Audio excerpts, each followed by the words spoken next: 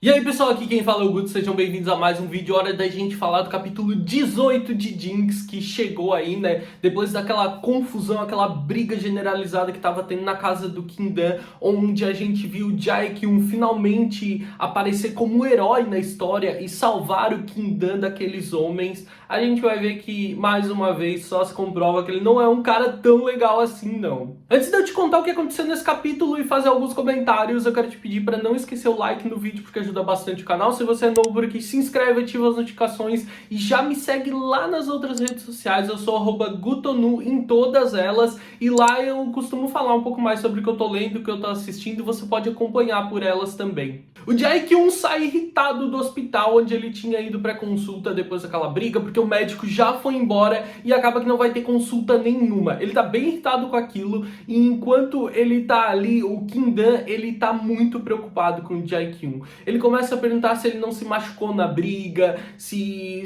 não fizeram nada com ele, e ele tá lá intacto, totalmente impecável, sem nenhum arranhão. E isso depois de ter surrado aqueles 3 caras com arma e tudo, enquanto o Quindan, que não fez nada, que não lutou, que coitado, né? Óbvio que ele não tinha como fazer, não tinha o que fazer, ele tá ali surrado, acabado. E até tem um determinado momento que parece que o Jae-kyun tá prestes a demonstrar um pingo de compaixão com o rapaz, mas não é bem assim, ele continua tratando o rapaz de maneira super grosseira. E o Quindan continua se mostrando preocupado, agora por causa de que eles podem denunciar o Jae-kyun. Mas ele tá super tranquilo quanto a isso, porque aqueles homens são criminosos e se denunciarem ele, vai ser pior ainda pra eles. E o Jae-kyun ainda tem mais uma coisa que deixa ele seguro. Ele garante que ele deu uma compensação financeira bem justa para esses caras, que eles não vão fazer nada. E daí o Quindan entende, o Jae-kyun pagou a dívida dele. Nessa hora o Quindan começa a falar que ele não devia ter feito isso, que aquilo era uma responsabilidade dele, que ele tinha que pagar aquela grana, que ele não devia ter dado todo esse dinheiro. E o Jae-kyun, mais irritado ainda com essa conversa, ele começa a despejar um monte de bosta pra cima do rapaz. Tipo assim, cara, como assim? O que tu tá reclamando? Eu paguei essa merda. E como que tu ia pagar trabalhando em alguns bicos e no emprego comigo? Tipo, trabalhando em 1000 empregos pra pagar essa merda? Tu nunca ia terminar. Ele fica até irritado pelo tanto que o Quindan tá se explicando e parece frustrado com o fato de Jae-kyun ter pagado. Mas ele diz, além de tudo, né, além de eu saber que tu nunca ia conseguir pagar isso estava começando a interferir nas minhas necessidades, então eu entendi isso como um adiantamento. Afinal de contas, teve vezes do Quindan parecer surrado lá e não conseguir cumprir a sua parte do acordo com o Jae-kyun. Então o Jae-kyun se converte em pura raiva, ele gruda o Quindan pelo colarinho e fala, cara, se tu não gostou, se tu não tá contente, então pega, vai lá, vai viver o resto da tua vida pagando aqueles caras, correndo o risco de sofrer o tipo de abuso que tu tava prestes a sofrer hoje. Vai lá então, eu não tô nem aí, eu não me importo, pode passar o resto da tua vida assim. O Quindan, percebendo que ele não tem muito pra onde correr, o que resta pra ele é abaixar a cabeça e agradecer ainda. Ele ainda agradece, o que eu nunca faria. Ele ainda se sente grato por aquela situação. Talvez eu faria porque no final das contas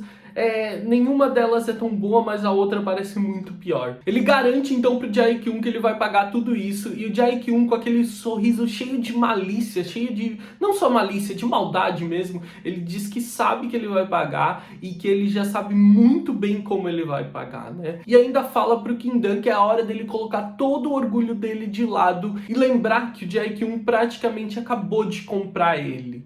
Então o Quindan vai ver que a vida dele, que parecia que em algum momento iria se resolver, tá cada vez mais enosada. Aquilo é uma grande bola de neve. A autora usa a metáfora como se fosse um nó, né? Que esse nó, ele só se enrola cada vez mais. A gente tem visualmente essa transição no quadro, assim, como se fosse um nó no percorrer da webcomic. Mas basicamente como se fosse ele entende que aquilo virou uma grande bola de neve e aquilo só tá ficando cada vez pior. Quando parece que tá se resolvendo, o negócio só tá ficando pior. É como se depois dele conseguir soltar alguns fios de um grande emaranhado, de um grande nó, ele percorresse esse fio mais pra frente e tivesse um novo obstáculo, um novo emaranhado, um novo nó gigante do qual ele não conseguisse se desprender e parece que a vida dele nunca vai se ajeitar. E o Jae-kyun ainda diz pra ele que não vai levar ele pra casa porque ele não tem o que fazer lá, o bairro vai ser demolido, a casa tá destruída depois da briga e que agora, nos próximos dias pelo menos, o Kim-dan vai morar com ele e ele vai ter o gostinho de morar numa cobertura, porque quando ele teria uma oportunidade como essa de novo? E óbvio que o Kim-dan, sem ver saída nesse momento, ele vai acabar aceitando. No dia seguinte, então, o Kim-dan acorda pela primeira vez no apartamento da cobertura do Jae-kyun. E logo no primeiro café da manhã, o Jae-kyun faz questão de sentar com ele e ditar algumas regras, né? Ó, a partir de agora tu vai morar aqui e tu é responsável por cuidar do meu bem-estar de todas as formas, não só na academia, mas também em casa. Claro que isso envolve o sexo também. Ele diz que ele é totalmente livre para viver como ele quiser, ele pode sair de casa, mas ele pede que o Kim-dan esteja sempre por perto para o momento em que ele possa precisar. Basicamente, estar com o Kim-dan em casa facilita as sessões de sexo que eles tinham constantemente também, né? Que fazia parte do acordo deles. O Kim-dan pode comer e usar o que quiser no apartamento, mas que não é para ele ousar roubar nada, que o Jae-kyun odeia isso. Óbvio que o Kim-dan garante que nunca vai fazer isso, né? Que ele não é esse tipo de pessoa. Isso a gente já sabe que o Kim-dan nunca faria isso. Então, basicamente, agora o acordo é esse. Depois do Jae-kyun praticamente comprar o Kim-dan, agora o acordo é esse. O Kim-dan vai viver lá da maneira que ele quiser, com todo aquele conforto, mas ele tem que estar sempre disposto a cuidar do bem-estar e da saúde do Jae-kyun e tá sempre disposto e preparado a fazer sexo com ele quando ele quiser. Agora o Kim-dan, ele não consegue se conter e acaba fazendo uma pergunta. Pergunta pro Jae-kyun, afinal de contas, ele foi lá e ajudou o rapaz, tirou ele de casa, pagou a dívida e agora tá levando ele pra morar ali na casa dele. O Kim-dan quer entender por que ele tá fazendo isso, que ele realmente não entende, e isso acaba subindo o sangue do Jae-kyun, porque ele não gosta da ideia do Kim-dan tá entendendo algo diferente. Ele deixa bem claro que é pro Kim-dan não ficar achando que ele tem algum tipo de sentimento por ele, que ele só tá fazendo aquilo por pura conveniência. Ele garante que ele nunca ia conseguir se apaixonar por uma coisa deplorável como o Kim-dan, e que aquilo é tudo pelo bem-estar dele, porque assim ele tem acesso muito mais fácil ao Kim-dan, ele não passa trabalho e nenhum tipo de desconforto como ele passou algumas vezes. E já avisa que é pro Kim-dan tomar muito cuidado, que não é para ele cruzar essa linha, que é para ele entender qual é o lugar dele em toda essa situação. E o Kim-dan garante para ele que não vai mais fazer esse tipo de comentário e que logo que ele puder vai conseguir achar um lugar para viver e vai pagar essa dívida, porque não vai ser confortável para nenhum dos dois viver sob o mesmo teto. Quando o Jae-kyun tá saindo então de casa, o Kim-dan fica ali pensando sobre como ele achou nesse momento que o Jae-kyun só tinha pena dele e que isso tinha feito ele agir dessa forma, né? Dessa maneira protetiva pro Kim-dan, mas que parece que nem é isso e parece que o Jae-kyun nem mesmo vê ele como um ser humano. E quando o Jae-kyun tá saindo, então ele de repente volta e agarra o Kim-dan e joga ele na mesa. Ele então vai fazer sexo com o Kim-dan ali mesmo, o rapaz ele nem mesmo protesta.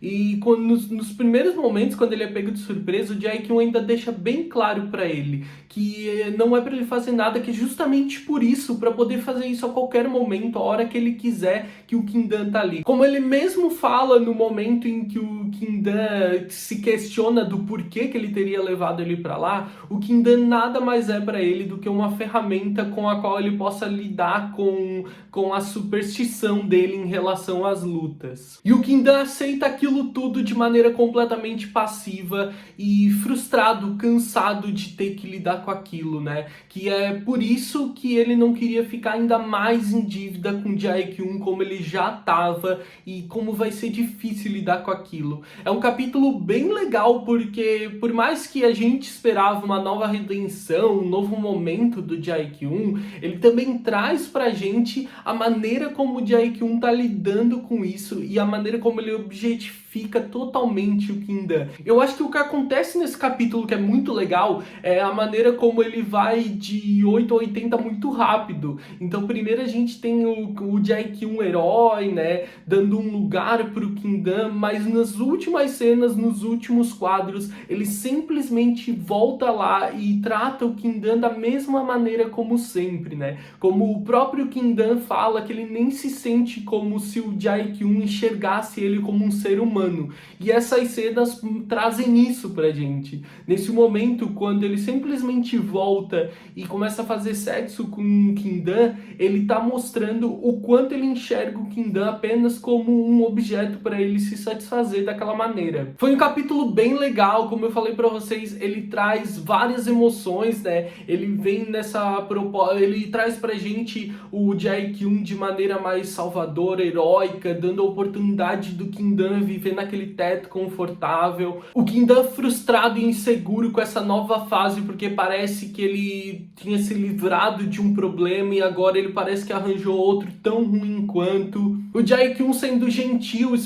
dando o lugar para ele morar, né? Um lugar confortável. O Kindan sabendo que aquilo não vai ser tão confortável quanto parece, e no final trazendo pra gente toda aquela essência que a obra traz desde o seu começo, com o Jae-kyun se aproveitando do Kindan até o último momento que ele pode. E tudo que ele tem feito na história, tudo que ele tem feito pelo Kindan, principalmente através do dinheiro, é tudo basicamente para satisfazer o próprio bem-estar. Deixa aí nos comentários o que você achou do capítulo 18, se você já leu. Eu espero que vocês tenham gostado do vídeo. Eu vejo vocês no próximo vídeo. Um grande beijo.